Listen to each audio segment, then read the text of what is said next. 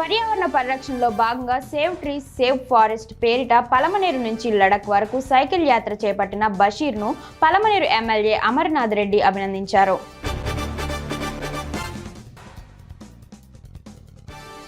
సంతమాగులూరు మండలం ఏల్చూరు జాతీయ రహదారి వద్ద రోడ్డుపై ఉన్న వాటర్ ప్లాంట్ల వలన ప్రమాదాలు జరుగుతున్నాయని గ్రామస్తులు ధర్నా నిర్వహించారు.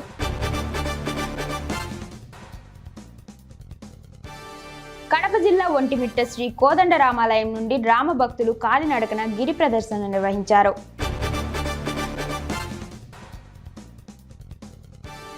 నర్సీపట్నం ఆర్డీఓ కార్యాలయంలో తహసీల్దార్లకు ఆత్మీయ వీడ్కోలు సభ నిర్వహించారు.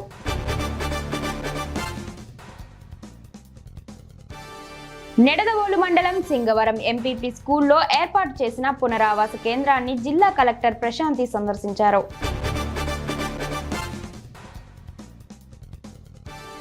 బాన్సువాడ పట్టణంలోని హనుమాన్ సాయిబాబా దేవాలయంలో గురు పౌర్ణమి సందర్భంగా నిర్వహించిన వేడుకల్లో మాజీ speaker MLA Pocharam Srinivas Reddy, corporation chairman కాసుల ప్రత్యేక పూజలు నిర్వహించారు.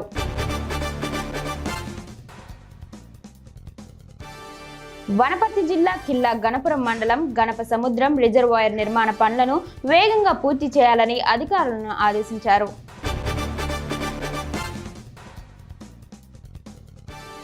రెబ్బెన మండలం తక్కల్లపల్లి గ్రామ శివారులో బిఎస్ఎన్ఎల్ టెలికాం టవర్ నిర్మించడం కోసం ఉంచిన మెటీరియల్ కొంత మేరకు దొంగతనానికి గురైనట్లు ఎస్ఐ చంద్రశేఖర్ తెలిపారు.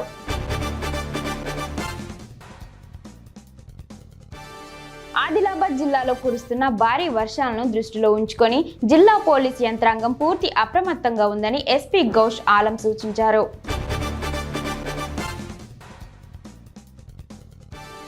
సికింద్రాబాద్ ఉజ్జయిని మహంకాళి బోనాల జాతర సందర్భంగా అమ్మవారిని దర్శించుకోవడానికి వెళుతున్న ఖైరతాబాద్ కంటెస్టెంట్ ఎమ్మెల్యే కార్పొరేటర్ విజయరెడ్డిని ప్యారడైజ్ సర్కిల్లో పోలీసులు ఆమె వాహనాన్ని పాస్ లేకుండా అనుమతి లేదంటూ నిలిపివేశారు.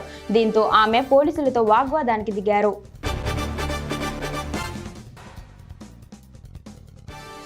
జడ్చర్ల నియోజకవర్గం కొండెట్ గ్రామ అంబేద్కర్ కూడలిలో కాంగ్రెస్ ప్రభుత్వం రైతులకు రుణమాఫీ చేసి రైతుల ఖాతాలో రుణమాఫీ సొమ్ము జమ అయిన సందర్భంగా ముఖ్యమంత్రి యనమల రేవంత్ రెడ్డి, ఉప ముఖ్యమంత్రి మల్లు భట్టి విక్రమార్క, జడ్చర్ల ఎమ్మెల్యే జనంపల్లి అనిరుద్ రెడ్డిల చిత్రపటానికి గ్రామస్తులు పాలాభిషేకం ఘనంగా నిర్వహించారు.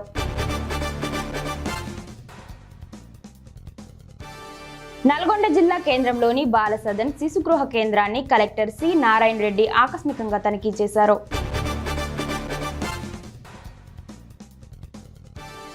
ఉమ్మడి ఆదిలాబాద్ జిల్లాలో 2 రోజులుగా ఎడతెరిపి లేకుండా కురుస్తున్న భారీ వర్షానికి జలాశయాలకు వరద నీరు పోటెత్తుతోంది.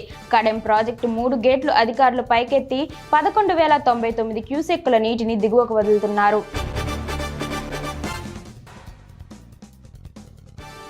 కళ్యాణ లక్ష్మి పథకంలో భాగంగా 1,116 రూపాయలతో పాటు తులం బంగారం ఇస్తామన్న హామీ కాంగ్రెస్ ప్రభుత్వం తప్పక అమలు చేస్తుందని మాజీ మంత్రి, రాష్ట్ర ప్రణాళిక సంఘం ఉపాధ్యక్షుడు జిల్లెళ్ల చిన్నారెడ్డి భరోసా ఇచ్చారు.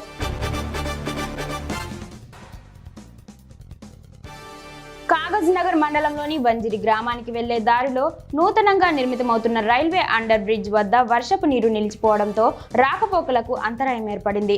వెంటనే మోటార్లు పెట్టి నీటిని తోడివేసి రాకపోకలను పునరుద్ధరించాలని వారిని ఆదేశించడం జరిగింది.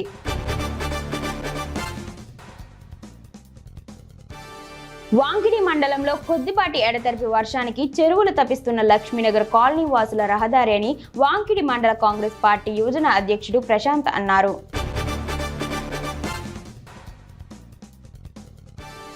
మెదక్ జిల్లా నర్సాపూర్ నియోజకవర్గం వెల్దుర్తి మండలం చర్లపల్లిలో రైతులు, కాంగ్రెస్ నాయకులు పంచాయతీ కార్యాలయంలో సీఎం రేవంత్ రెడ్డి చిత్రపటానికి పాలాభిషేకం చేశారు.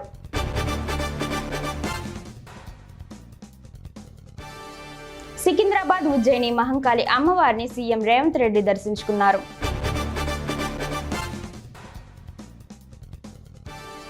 ఆర్మూర్ పట్టణంలో వర్షం కురుస్తున్నా కూడా 54వ వారం స్వచ్ఛ కాలనీ, సమైక్య కాలనీ నిర్వహించామని జర్నలిస్ట్ కాలనీ అభివృద్ధి కమిటీ అధ్యక్షుడు సుంకే శ్రీనివాస్ తెలిపారు.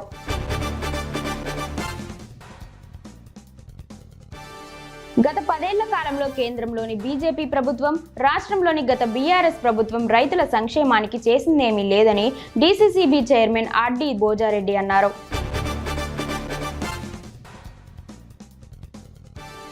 వేల్పూర్ మండల కేంద్రంలో గాంధీ యూత్ నూతన కార్యవర్గాన్ని ఎన్నుకున్నారు. అధ్యక్షుడిగా నూగురు వినోద్, ఉపాధ్యక్షుడిగా మనోహర్, క్యాషియర్ నరేష్, ప్రత్యేక సలహాదారుడు విద్యాసాగర్ ఎన్నికయ్యారు.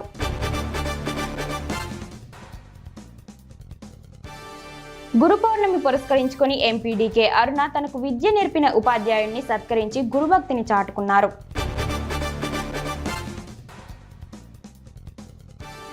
మహబూబ్ నగర్ జిల్లా కేంద్రంలోని కాటన్ మిల్ శ్రీ వెంకటేశ్వర స్వామి ఆలయంలో పౌర్ణమి వేడుకలు ఘనంగా నిర్వహించారు.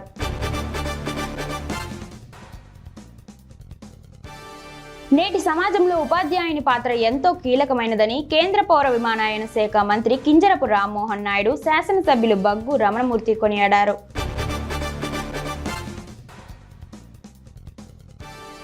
వేల్పూర్ మండలం వెంకటాపురం గ్రామంలో కురుస్తున్న భారీ వర్షానికి రోజు చెక్ డ్యాం పొంగి పొర్లుతోంది. ఈ సందర్భంగా ప్రజలు ఆనందం వ్యక్తం చేస్తున్నారు.